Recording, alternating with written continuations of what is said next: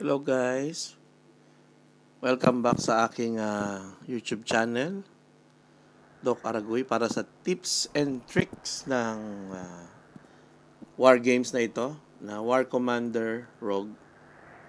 Now, pag-usapan po natin yung paano maglagay ng tao dito sa, ito yung war factory mo, barracks, helipad, at saka airfield. Now, etong war factory, lalagyan mo siya ng platoon or tao. Usually, ang nilalagay dyan is mga tangke, ganon, mga sasakyan na pangdepensa sa base mo. Dito, sa barracks naman, ang nilalagay dyan is mga tao, like sniper, mortarman, at saka rifleman. Now, dito sa helipad, helicopter, syempre, ang nilalagay dyan.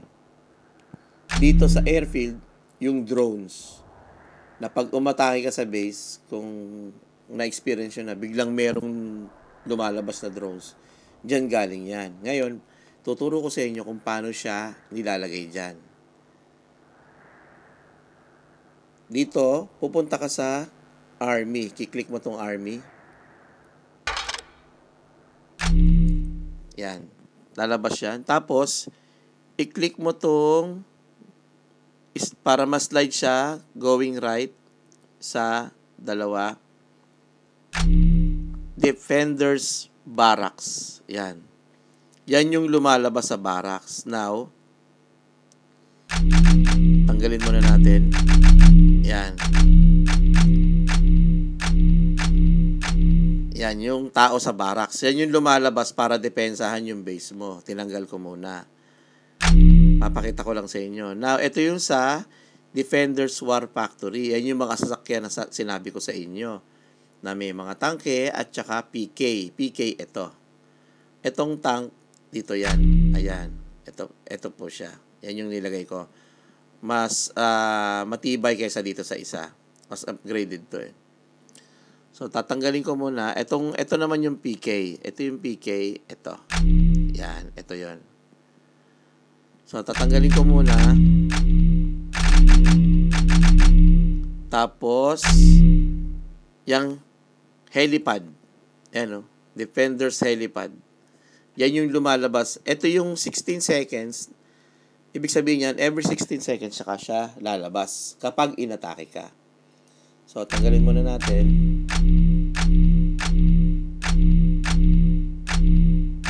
Yan. So, walang helicopter. Ito yung drones. Defenders Airfield.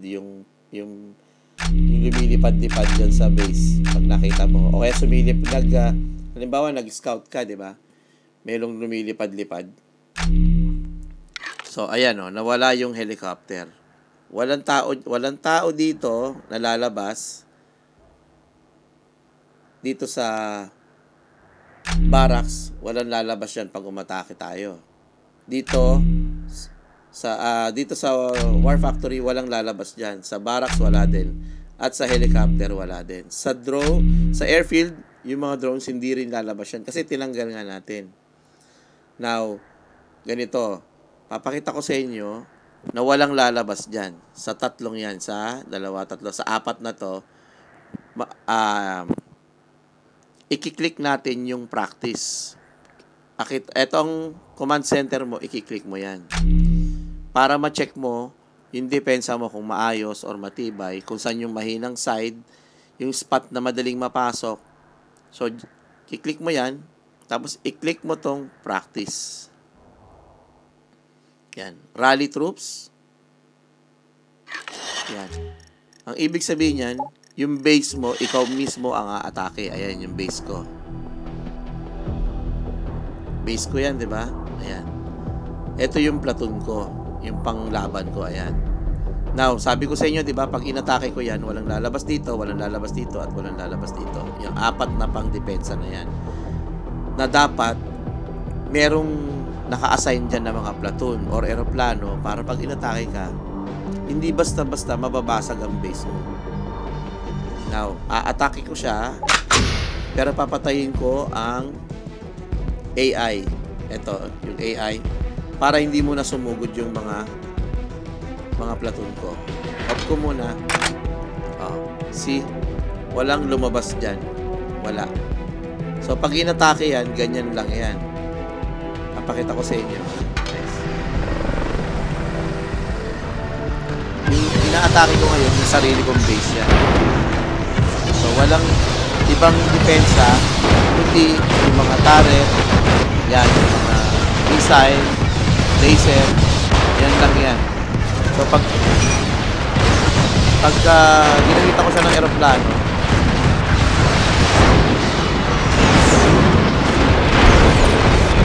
sabog agad. Isa pa lang yun. Meron pa.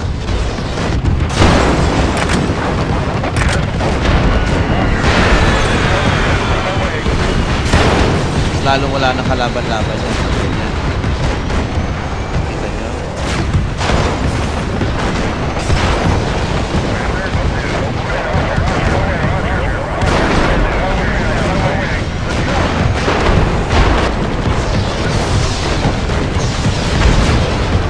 Okay lang naman yan.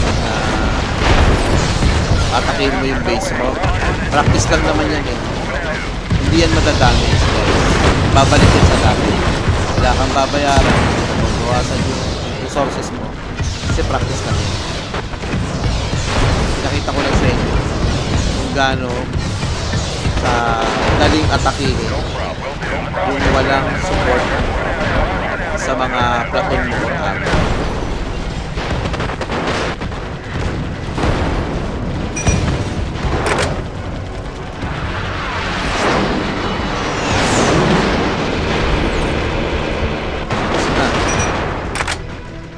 Dalawang eroplano ko, hindi ba na sugatan?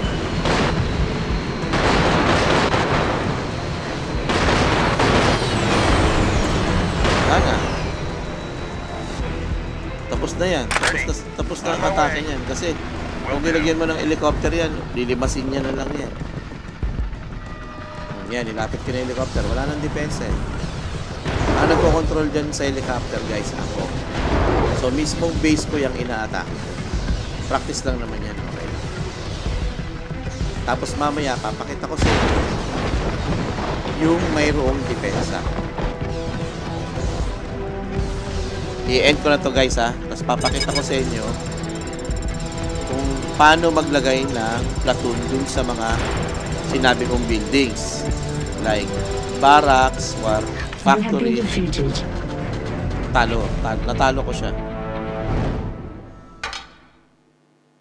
Ayan.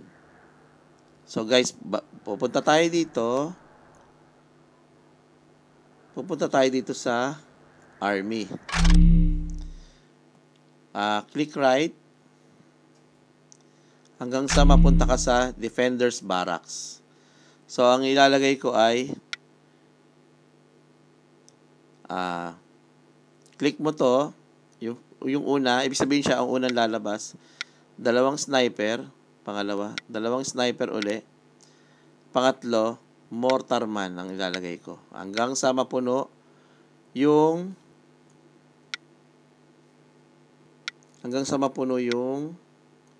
ano niya, capacity niya.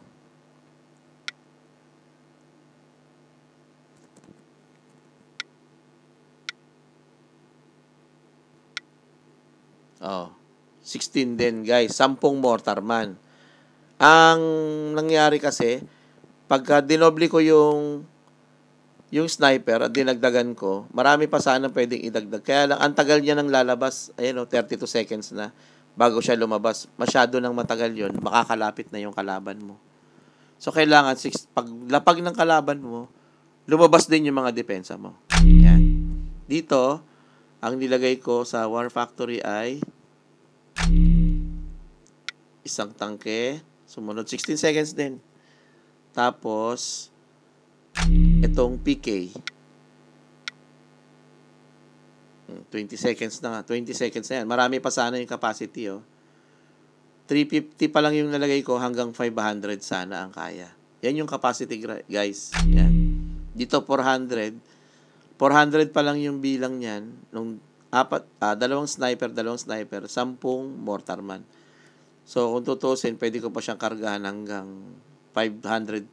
Kaya lang, masyado nang matagal, mauubos na yung kalaban mo, mauubos na yung depensa mo. So, nilagay ko na yan. Defender's Barracks, dalawang sniper at mortarman. Sa Defender's War Factory, isang tangke, and then dalawang PK. Sa drones, sa helipad naman, ang ilalagay natin ay isa.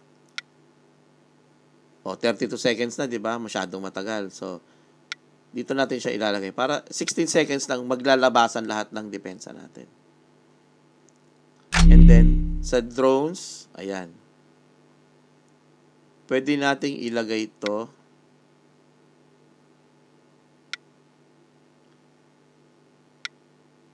Kaya lang, lagyan natin ito.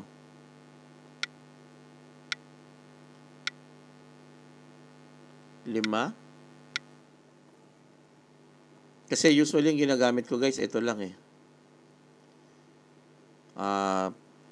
Pwede rin. Sige, try natin para maiba.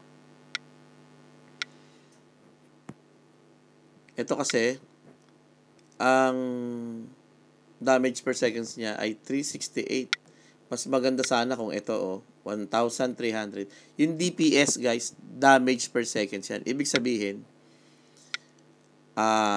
ganun kalaki yung nababawas dun sa buhay nung ina-attack niya. Every time niya tatamaan niya yun, malaki yung nababawas sa health niya. Talagay natin guys. 10 ang kasya nito eh.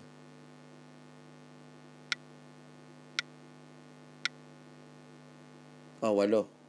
8 lang pala. Kasi 400 na yun. So, ulit guys. Galing ka dito sa Platoon Alpha, Platoon Bravo, Platoon Charlie. Pagdating sa Defender's Barracks, mag-click ka lang ng army mo. Rifleman, machine gunner, mortarman, or sniper. Ako, usually, ginagawa ko may sniper. Kasi pag may eroplano, yung umatake sa'yo, sniper ang makakapatay doon. Pagka wala kang sniper, delikado ang base mo. Now, sa Defender's War Factory, 2 tangke at 1 PK. Sa helipad naman, 3 helicopter. Dati ito ang ginagamit ko. Dati yan ang ginagamit ko, guys. Yan, i-upgrade ko muna to. Sayang eh. Yan. Damage per second DPS is 1,100 plus. Ang health niya ay kulang 10,000. Ito ang ginagamit ko ngayon.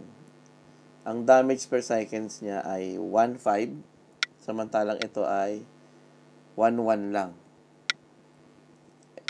Ito, ang health niya ay umabot ng 15,000 kaya matagal siyang mapatay. Ang health yun yung buhay niya. So, 3 helicopter ang nilagay ko. Tapos sa drones, 8. Yan, guys. Ngayon, kanina, pinakita natin na walang lumabas dun sa mga depensa, di ba? Dito, wala, dito. Now, i-practice uli natin.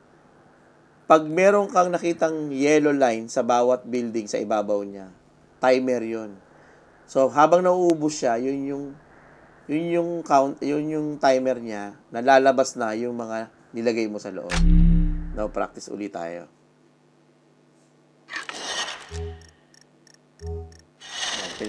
Yung practice, tuturo ko sa inyo sa next video.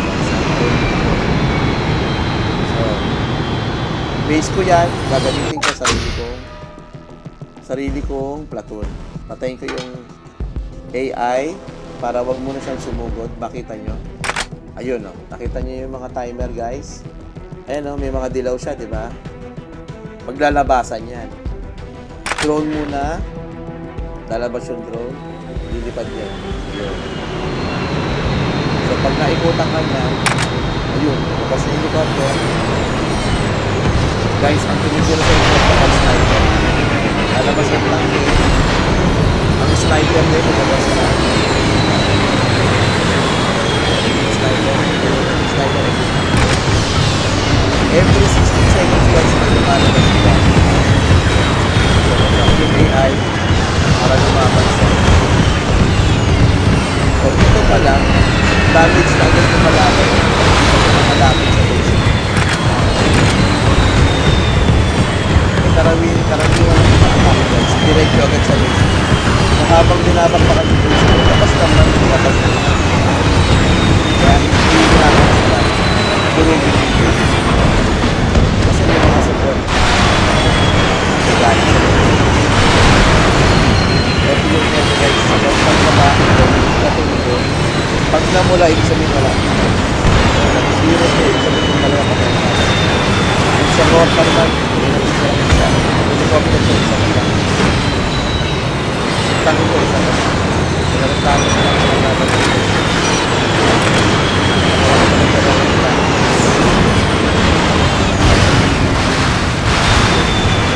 Kasi nakakabas yung sniper.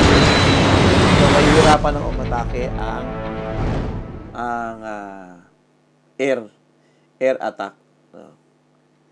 Yan, sana may natutunan kayo guys at sana subscribe po ang aking YouTube channel. Nag-uumpisa pa lang po ako, sana suportahan niyo po. At maghahanap tayo ng mga magagandang idea para sa game na War Commander Rogue. And guys, please maging responsable po tayong gamer. Once again, ako po si Doc Aragoy. Salamat po ng marami.